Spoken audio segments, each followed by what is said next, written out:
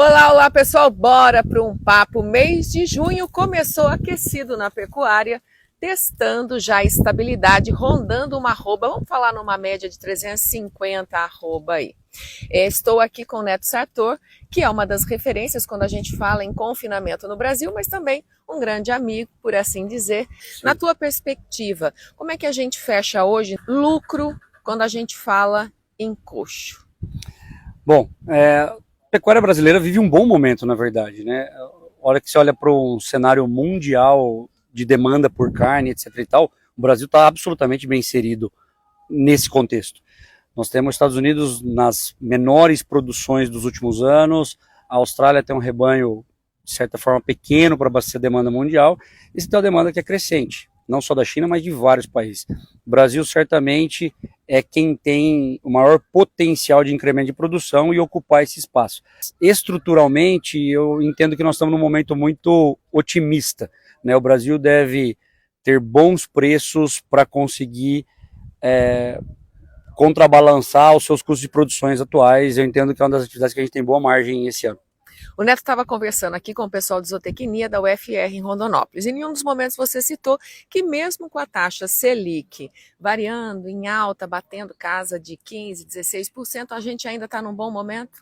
Sim, hoje é um exercício que a gente faz diariamente, né, para os nossos clientes, qual a rentabilidade, quanto esse pecuarista vai conseguir ganhar de boi mandando dinheiro para o confinamento, para nós, para a nossa operação, por exemplo. Né? Nós também prestamos serviço de engorda, é uma das atividades, e hoje a gente consegue encontrar taxas entre 2,5% e 3% ao mês para animais que estão sendo lá enviados para o confinamento. Né? Claro que isso depende de uma série de fatores, de uma série de características dos animais, de mercado, de fixação de preço e tal, mas você consegue sim hoje enviar um animal para o confinamento e travar o custo de produção, travar o preço de venda e encontrar rentabilidades que vão ser extremamente atrativas, mesmo quando comparadas ao momento de juros que a gente vive, basais de 15% ao ano. Dentro desse momento, eu acredito que talvez um dos maiores desafios do produtor seja exatamente a reposição.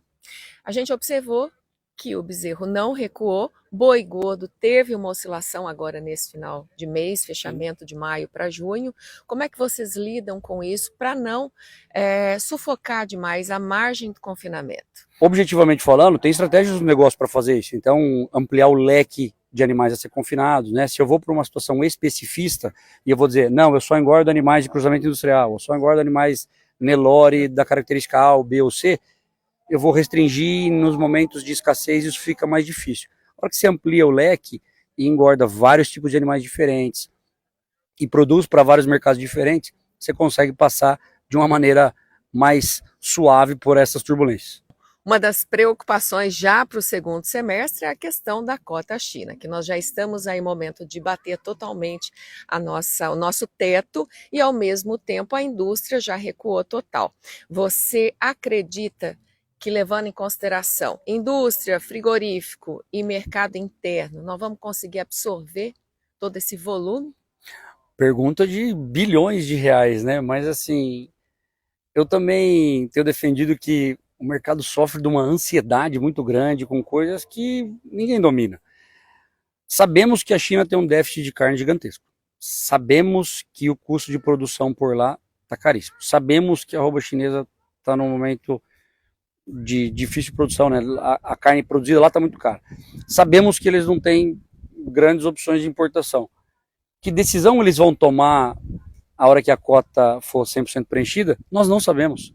Mas o mercado, numa ansiedade terrível, acaba tomando caminhos, decisões e precificações que talvez nem façam sentido. Então, claro, não estou dizendo que nós devemos abandonar o que está acontecendo e não prestar atenção nisso, mas nós devemos dar a real importância para isso, para que a gente, de alguma forma, se prepare para coisas que podem acontecer ou não.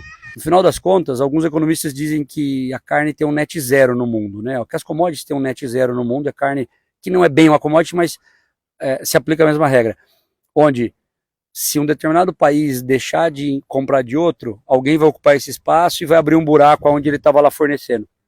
O mercado se reequilibra e o jogo segue. Naturalmente, o mercado é soberano, a gente segue viagem. Mas, se for para apostar, tá? Você acredita que se houver essa oscilação, a gente começa a recuperar, por assim dizer, talvez mais para o final do ano a gente já veja aí essa sinalização de recuperação? Vou ser bastante pragmático aqui. Se tivermos uma interrupção de exportação para a China e tivermos uma queda do mercado, o mercado sentir de alguma forma para isso, a partir de outubro, novembro, nós estamos produzindo carne que vai ser entregue lá em janeiro em diante. Então, eu não acredito que nós vamos sofrer um impacto tão grande assim, como o mercado tem comentado, mas, de toda forma, a partir de outubro, novembro, você começa a fazer a produção do ano seguinte. Então, eu estou bastante otimista de fato. Muito bom. Para finalizar, insumo tem sido calcanhar de Aquiles para a gente, né? Complicado, até porque a gente não domina todos os pensamentos, atitudes de Trump, presidenciáveis, mercado externo. Como adequar isso?